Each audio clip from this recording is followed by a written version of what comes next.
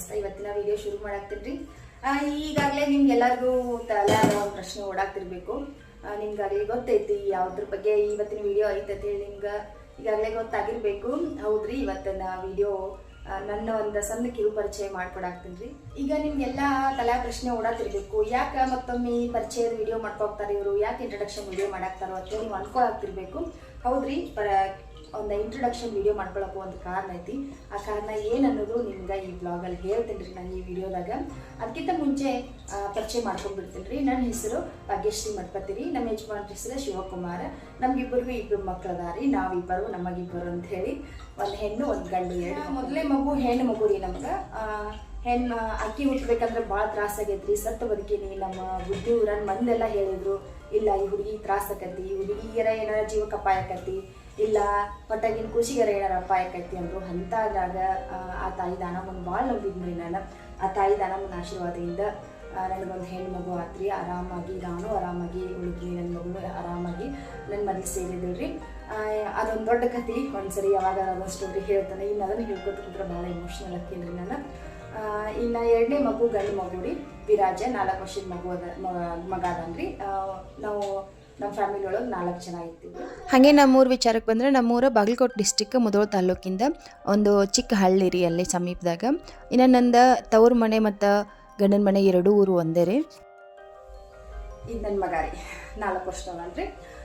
ಇನ್ನು ನೋಡಿ, ವಿಡಿಯೋಸ್ ಎಲ್ಲ ಬಂದು ಬೈಲಹೊಂಗಲ ತಾಲೂಕು, ಬೆಳಗಾವಿ ಜಿಲ್ಲಾ, ಬೆಳವಡಿ ಅಂತ ನಾನು ವಿಡಿಯೋ ಮಾಡ್ತಿರ್ತೇನೆ ರೀ. ಯಾಕಂತಂದ್ರೆ ನನ್ನ ಯಜಮಾನ್ರು ಇಲ್ಲೇ ಶುಗರ್ ಫ್ಯಾಕ್ಟ್ರಿ ಕೆಲಸ ಮಾಡ್ತಾರೆ. ಸೊ ಹಂಗಾಗಿ ನಾವು ಫ್ಯಾಮಿಲಿ ಎಲ್ಲ ಕರ್ಕೊಂಡು ನಾವೆಲ್ಲ ಫ್ಯಾಮಿಲಿ ಇಲ್ಲೇ ಇದ್ದೀವಿ ರೀ. ಮಕ್ಕಳಿಗೂ ಕೂಡ ಇಲ್ಲೇ ಸ್ಕೂಲಿಗೆ ಹಾಕಿವ್ರಿ.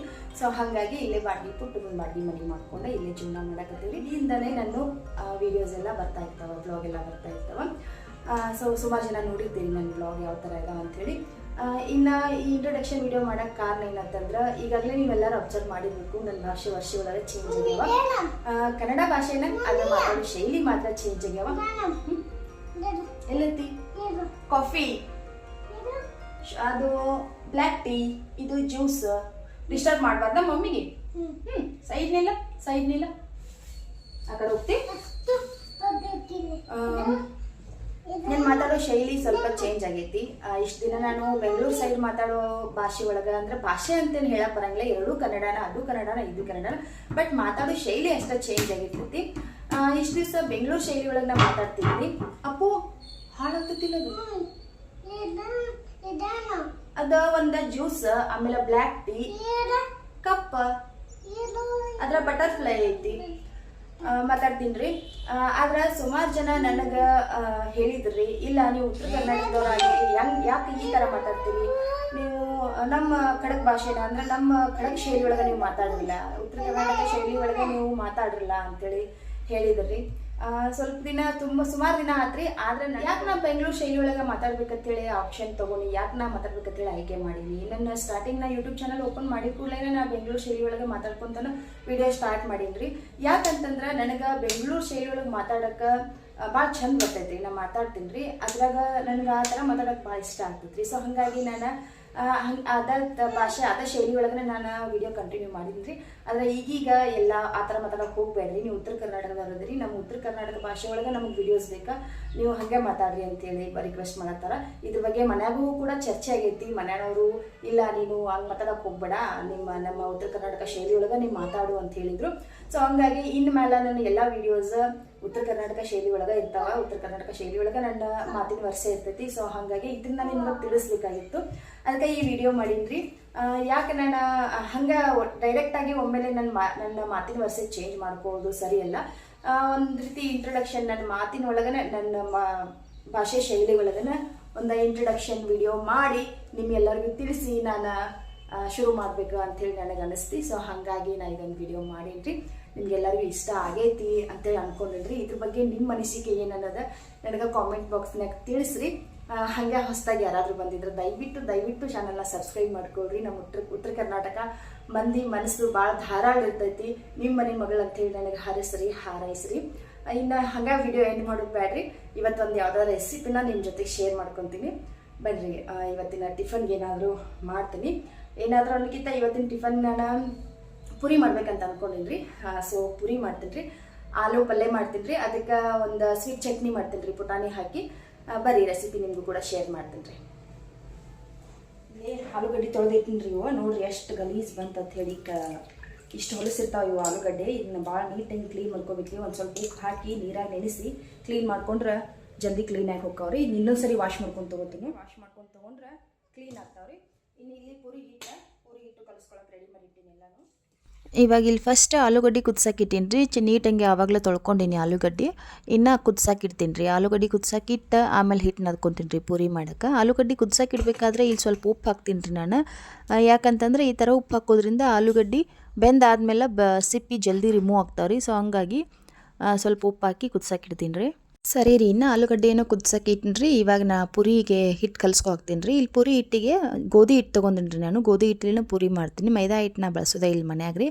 ಅದಕ್ಕೆ ಸ್ವಲ್ಪ ಉಪ್ಪು ಆಮೇಲೆ ಸ್ವಲ್ಪ ಸಕ್ಕರೆ ಹಾಕಿದ್ದೀನಿ. ಹಾಕಿ ಅದಕ್ಕೆ ಸ್ವಲ್ಪ ಕಾಸಿರೋ ಎಣ್ಣೆ ಹಾಕಿ ಪೂರಿ ಹಿಟ್ಟಿನ ಅದಕ್ಕೆ ನಾದ್ಕೊತೀನಿ ರೀ. ಚಪಾತಿ ಮಾಡಬೇಕಾದ್ರೆ ಒಂದು ಸ್ವಲ್ಪ ಸಾಫ್ಟಾಗಿ ಚಪಾತಿ ಹಿಟ್ಟು ನಾದ್ಕೋತೀವಿ.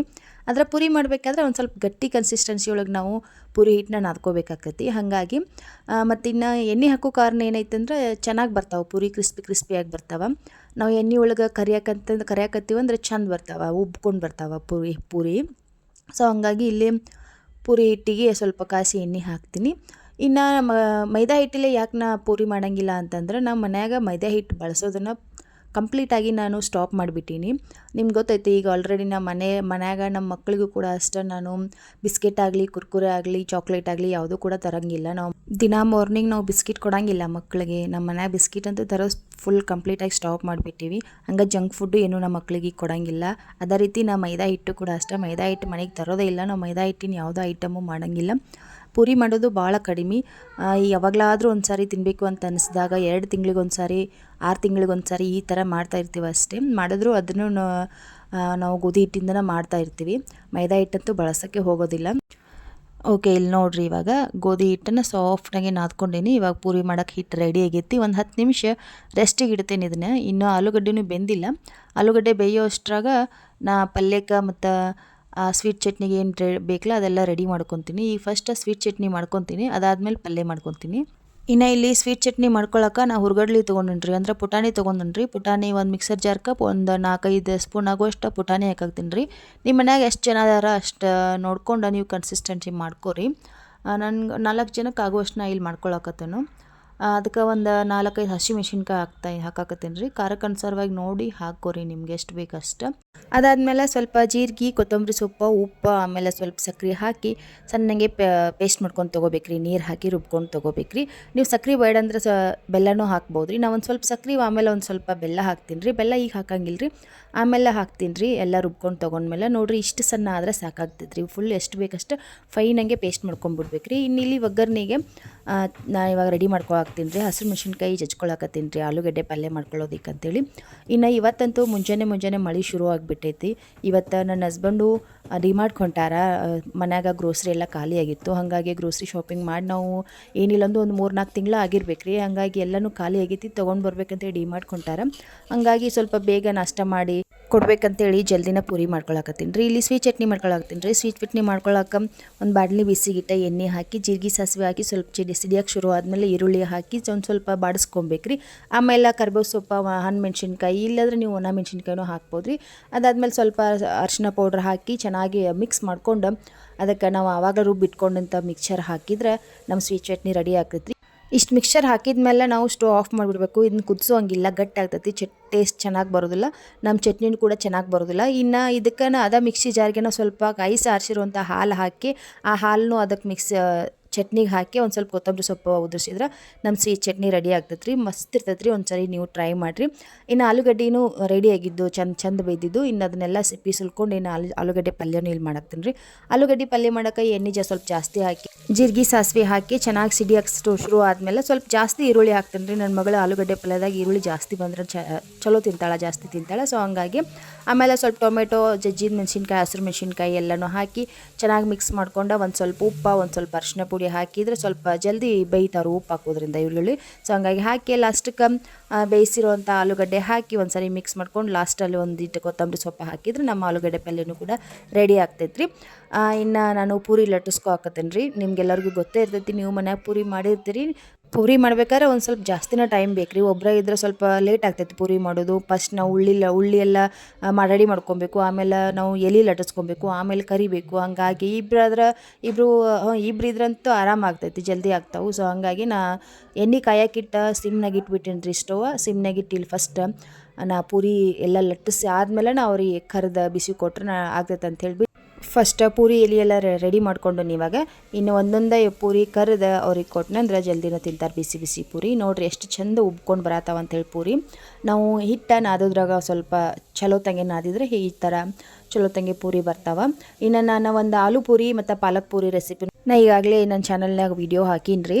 ಬರ್ರಿ ಒಳ್ಳೇದ್ರಿ, ಬರ್ರಿ ಟೇಸ್ಟಿಯಾಗಿರ್ತೈತಿ ಪಾಲಕ್ ಪೂರಿ. ಆಮೇಲೆ ಆರೋಗ್ಯ ಕೂಡ ಒಳ್ಳೇದ್ರಿ. ಪೂರಿ ಎಲ್ಲ ಕೇಳಿದ್ರೆ ಈ ಥರ ಪಾಲಕ್ ಪೂರಿ ಮಾಡಿಕೊಟ್ರೆ ಒಂದು ಸ್ವಲ್ಪ ಹೆಲ್ದಿಯಾಗಿರ್ತೈತಿ ರೀ. ಇನ್ನು ಪೂರಿ ಎಲ್ಲ ರೆಡಿ ಆದವು ರೀ. ನಮ್ಮ ಯಜಮಾನ್ರಿಗೆ ಇವಾಗ ನಾಷ್ಟ ಹಾಕಿ ಕೊಡಾಕತ್ತೀನಿ ರೀ. ಅವ್ರು ನಾಷ್ಟ ಮಾಡ್ಕೊಂಡು ಡಿಮಾರ್ಟ್ಗೆ ಹೋಗ್ತಾರೆ, ಶಾಪಿಂಗ್ ಮಾಡ್ಕೊಂಡು ಬರೋದಕ್ಕೆ. ಗ್ರೋಸ್ರಿ ಶಾಪಿಂಗ್ ಎಲ್ಲ ಖಾಲಿ ಆಗೈತಿ. ಇವಾಗ ಈ ಒಂದು ಸರಿ ಮಾಡ್ಕೊಂಡು ಶಾಪಿಂಗ್ ಮಾಡ್ಕೊಂಡು ಬಂದರೆ ಇನ್ನು ಅವರು ನನಗೊಂದು 2-3 ತಿಂಗಳು ಗ್ರೋಸ್ರಿ ಏನು ಕೇಳೋಕೆ ಹೋಗ್ಬೇಡ ಅಂತ ಹೇಳ್ತಾರೆ. ಅದ್ರಾಗ ನಮಗೆ ಪೇಮೆಂಟ್ ಜಲ್ದಿ ಆಗಂಗಿಲ್ಲ ರೀ. ಒಂದು ತಿಂಗಳ ಇಲ್ಲ 2 ತಿಂಗಳು ಬಿಟ್ಟು ಈ ಥರ ಪೇಮೆಂಟ್ ಆಗ್ತೈತೆ ರೀ. ಸೊ ಹಂಗಾಗಿ ಒಂದು ಸರಿ ಗ್ರೋಸ್ರಿ ಎಲ್ಲ ಮನ್ಯಾಗ ಶಾಪಿಂಗ್ ಮಾಡ್ಕೊಂಡು ಬಂದಿಟ್ರೆ ಅಡುಗೆಗೆ ಚಿಂತಿರಂಗಿಲ್ಲ ರೀ. ಮನ್ಯಾಗ ಮಕ್ಕಳು ಇರೋದ್ರಿಂದ ಏನಾರು ರೆಸಿಪಿ ಕೇಳ್ತಾ ಇರ್ತಾರೆ. ಹಾಗಾಗಿ ನೋಡಿರಿ, ಇಲ್ಲಿ 1-2 ತಿಂಗಳಿಗೆ ಆಗುವಷ್ಟು ಏನೇನೆಲ್ಲ ಬೇಕನ್ನೋದು ನಾ ಗ್ರೋಸ್ರಿ ಲಿಸ್ಟ್ ಮಾಡಿ ಕೊಟ್ಬಿಡ್ತೀನಿ ರೀ ಅವರಿಗೆ. ಅದಾದಮೇಲೆ ಮತ್ತು ಅವ್ರು ಏನಾರು ಬೇಕಿದ್ರೆ ನನಗೆ ಕಾಲ್ ಮಾಡಿ ಕೇಳ್ತಾರೆ ಅಲ್ಲಿ ಏನಾರು ಇದ್ರೆ ತರೋ ಅಂಥದ್ದು. ಹಾಗಾಗಿ ಮಕ್ಳಿಗೆ ಬೇಕು ರೀ. ಮಕ್ಳು ಮನ್ಯಾಗ ಅದಾರ, ಅವ್ರಿಗೆ ಡಬ್ಬಿ ಎಲ್ಲ ಕಟ್ಟಬೇಕಾ, ಲಂಚ್ ಬಾಕ್ಸ್ ಎಲ್ಲ ಕಟ್ಟಬೇಕಾ, ಇವ್ರಿಗೆ ನಮ್ಮ ಮನೆಯವ್ರಿಗೆ ಡಬ್ಬಿ ಕಟ್ಟಬೇಕಾ. ಹಾಗಾಗಿ ಮನ್ಯಾಗ ಏನು ಗ್ರೋಸ್ರಿ ಶಾಪಿಂಗ್ ಇರಲಿಲ್ಲ ಅಂದ್ರೆ ಏನು ಮಾಡೋಕ್ಕೆ ನಮಗೆ ಸಂಸಂಗಿಲ್ಲ ರೀ. ಸೊ ಹಂಗಾಗಿ ಎಲ್ಲನೂ ಎಷ್ಟು ಬೇಕಲ್ಲ ಅಷ್ಟು ಫಸ್ಟ್ ಗ್ರೋಸ್ರಿ ಶಾಪಿಂಗ್ ಮಾಡಿ ಪೇಮೆಂಟ್ ಆದ್ಕೂಲೆ ಗ್ರೋಸ್ರಿ ಶಾಪಿಂಗ್ ಮಾಡಿ ಮುಂದಿಂದಕ್ಕೆ ನಾವು ಏನಿದ್ರು ಖರ್ಚು ಮಾಡ್ತೀವಿ ರೀ. ಅವರು ಟಿಫನ್ ಮುಗಿಸ್ಕೊಂಡು ರೆಡಿಯಾಗಿ ಹೊಂಟಾರಿ. ಅವ್ರ ಫ್ರೆಂಡ್ ಮತ್ತು ಅವರು ಸೇರ್ಕೊಂಡು ಹೊಂಟಾರಿ. ಇಲ್ಲಿಂದ ಒಂದು 60 ಕಿಲೋಮೀಟರ್ ಆಗ್ತೈತೆ ರೀ. ನಮ್ಗೆ ಬೆಳಗಾವಿ ಡಿಮಾರ್ಟನ ಸಮೀಪ ಆಗ್ತೈತಿ.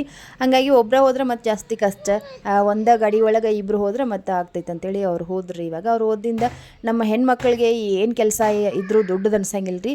ಈ ಬಟ್ಟೆ ಒಗೆಯೋದೊಂದು ಕೆಲಸ ನಾವು ಹಂಗೆ ಇಟ್ಬಿಟ್ರೆ ಅದು ಇಡೀ ದಿನ ನಮ್ಮ ಮೈ ಮೇಲೆ ಒಜ್ಜಾಗಿ ಕೊಟ್ಬಿಡ್ತೈತೆ ರೀ. ಹಂಗಾಗಿ ಜಲ್ದಿನ ಬಟ್ಟೆ ಒಗೆದ ನಾವು ಒಣಗಿ ಹಾಕಿದ್ರೆ ನಮ್ಗೇನೋ ಒಂದು ರೀತಿ ನೆಮ್ಮದಿ ಇರ್ತೈತೆ ರೀ.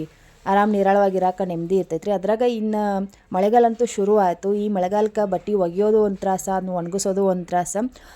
ಸೊ ಹಂಗಾಗಿ ನಮ್ಮ ಜೀವನನೇ ಇದ್ರಾಗ ಹೋಗ್ತೈತಿ. ನಾವು ದಿನ ಒಂದು ಅಡುಗೆ ಮಾಡ್ಲಾರ್ದ ಇರ್ಬೋದು ರೀ, ಆದರೆ ಬಟ್ಟೆ ಒಗಿಲಾರ್ದ ಪಾತ್ರೆ ತೊಗಿಲಾರ್ದ ದಿನಾನೇ ಇಲ್ಲ ರೀ ನಮ್ಮ ಗೃಹಿಣಿಯರ್ದು.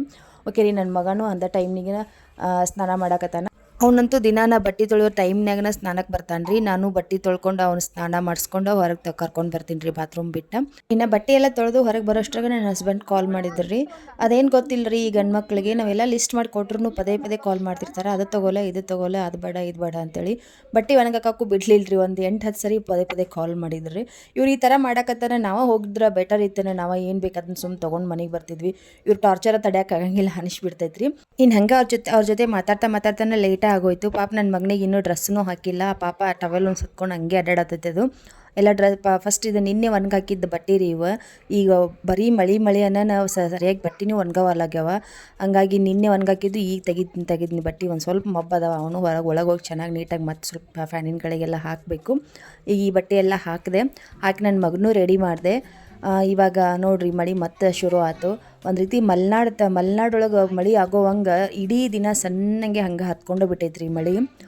ಇನ್ನು ನಮ್ಮ ಮನೆ ಮುಂದಂತೂ ಮಳೆ ಬಂದಾಗ ವೆದರ್ ಎಷ್ಟು ಚಂದ ಕಾಣ್ತೈತ್ರಿ. ಫುಲ್ ಹಸಿರೈತಿ. ನೀವು ನನ್ನ ಬ್ಲಾಗೆಲ್ಲ ನೋಡಿರ್ತೀರಿ. ನಾನು ಫಸ್ಟ್ ಸ್ಟಾರ್ಟಿಂಗನ್ನು ಸಾಕಷ್ಟು ಸಾರಿ ಈ ಮುಂದಿನ ನಮ್ಮ ಮನೆ ಮುಂದ್ಗಡೆ ಇರೋದನ್ನು ನಾನು ಜಾಸ್ತಿ ತೊಗೊಂಡಿನಿ. ಇನ್ನು ಹಂಗೆ ಮಧ್ಯಾಹ್ನಕ್ಕಂತೂ ಏನೂ ಮಾಡಲಿಲ್ಲ, ಪುರಿನ ಹೆವಿಯಾಗಿ ಹೋಗಿತ್ತು. ಹಾಗಾಗಿ ನನ್ನ ಮಗನಿಗೆ ಮತ್ತು ಮಗಳಿಗೆ 1-2 ಎಗ್ ಇದ್ದ ರೀ, ಅವನ್ನ ಆಮ್ಲೆಟ್ ಮಾಡಿಕೊಟ್ಟೆ. ನಾನಂತೂ ಮಧ್ಯಾಹ್ನ ಏನು ಊಟ ಮಾಡೋಕ್ಕೆ ಹೋಗಂಗಿಲ್ಲ ರೀ. ಒಬ್ಬಕ್ಕೆ ಇದ್ನಿ ಅಂದ್ರೆ ನನ್ನ ಹಸ್ಬೆಂಡ್ ಅವ್ರು ಏನಾರ ಮಧ್ಯಾಹ್ನ ಮನೆಗೆ ಊಟಕ್ಕೆ ಬಂದಾಗೆ ನಾನು ಅವ್ರ ಜೊತೆ ಸ್ವಲ್ಪ ಊಟ ಮಾಡಿರ್ತೀನಿ ರೀ ಅಷ್ಟೇ. ಇನ್ನು ಅವರು ಇನ್ನೂ ಬರಲಿಲ್ಲ, ಲೇಟ್ ಆಗ್ತಾ. ಸಾಯಂಕಾಲ 5 ಗಂಟೆಗೆ ನನ್ನ ಮಕ್ಳು ಶೇಂಗಾ ಹುರ್ಕೊಡು ಅಂತ ಹೇಳಿದ್ರು. ಹಂಗಾಗಿ ಸ್ವಲ್ಪ ಶೇಂಗಾ ಹುರ್ಕೊಡತ್ತೀನಿ ಇವಾಗ ಅವ್ರಿಗೆ ತಿನ್ನಕ್ಕೆ. ಏನಾದರೂ ಸ್ನ್ಯಾಕ್ಸ್ ತಿಂತಾರೆ ಮಕ್ಳು. ಇನ್ನು ಸಾಯಂಕಾಲ 5 ಗಂಟೆ ಆಯ್ತು ಟೈಮ್. ಇನ್ನೂ ನನ್ನ ಹಸ್ಬೆಂಡ್ ಬಂದಿಲ್ಲ, ಸ್ವಲ್ಪ ಲೇಟ್ ಮಾಡೇ ಬರ್ತಾರಂತ ಅನಿಸ್ತೈತಿ. ಇನ್ನು ಅವ್ರು ಬಂದಮೇಲೆ ನನಗೆ ಬ್ಲಾಗ್ ಕಂಟಿನ್ಯೂ ಮಾಡೋಕ್ಕಾಗಂಗಿಲ್ಲ ರೀ. ಅವ್ರು ತಂದಿದ್ದು ಗ್ರೋಸ್ರಿ ಎಲ್ಲ ಎತ್ತಿಡೋದು ಮತ್ತು ಏನೆಲ್ಲ ಆಯ್ತಾ, ಎಷ್ಟೆಲ್ಲ ಉಳಿತಾಯ ಆಯ್ತಾ, ಇದನ್ನು ನೋಡೋದ್ರಾಗ ನಮ್ಗೆ ಟೈಮ್ ಹೋಗಿಬಿಡ್ತೈತೆ ರೀ. ಇನ್ನು ನಾಳಿನ ಬ್ಲಾಗ್ ಒಳಗೆ ನಿಮ್ಗೆ ನಾವು ಏನೆಲ್ಲ ಗ್ರೋಸ್ರಿ ಶಾಪಿಂಗ್ ಮಾಡಿದ್ವಿ, ಎಷ್ಟು ಉಳಿತಾಯ ಆಯ್ತಾ, ನಾವು ಉಳಿತಾಯ ಮಾಡ್ಬೇಕಂದ್ರೆ ಡಿಮಾರ್ಟ್ ಒಳಗೆ ಯಾವ ಥರ ಶಾಪಿಂಗ್ ಮಾಡಬೇಕು ಅನ್ನೋದ್ರ ಬಗ್ಗೆ ಎಲ್ಲ ನಿಮ್ಗೆ ಎಲ್ಲ ಮಾಹಿತಿನೂ ನಾಳೆ ಬ್ಲಾಗ್ ಒಳಗೆ ನಿಮ್ಮ ಜೊತೆಗೆ ನಾನು ಶೇರ್ ಮಾಡ್ಕೊತೀನಿ ರೀ.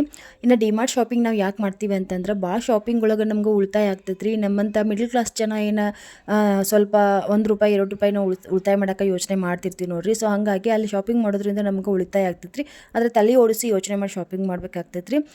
ನಾ ಎಲ್ಲನೂ ನಾಳೆ ವ್ಲಾಗಲ್ಲಿ ನಿಮ್ಗೆ ಗೊತ್ತಾಗ್ತೈತೆ ರೀ. ಇನ್ನು ಇವತ್ತಿನ ವ್ಲಾಗ್ ಇಲ್ಲಿಗೆ ಎಂಡ್ ಮಾಡ್ತೀನಿ ರೀ. ಹೋಪ್ ನಿಮ್ಗೆ ಇವತ್ತಿನ ವ್ಲಾಗ್ ಇಷ್ಟ ಆಗೈತೆ ಅಂತ ಅನ್ಕೊತೀನಿ ರೀ. ಇಷ್ಟ ಆದ್ರೆ ದಯವಿಟ್ಟು ಚಾನಲ್ ಸಬ್ಸ್ಕ್ರೈಬ್ ಮಾಡ್ಕೊಡ್ರಿ, ವಿಡಿಯೋಗೆ ಲೈಕ್ ಕೊಡ್ರಿ, ಹಂಗೆ ನಿಮ್ಮ ಅನಿಸಿಕೆಯನ್ನು ಕಾಮೆಂಟ್ ಬಾಕ್ಸ್ನಾಗ ತಿಳಿಸ್ರಿ. ಮತ್ತೆ ಸಿಗ್ತೀನಿ ರೀ ನೆಕ್ಸ್ಟ್ ವ್ಲಾಗ್ನಾಗ. ಬಾಯ್.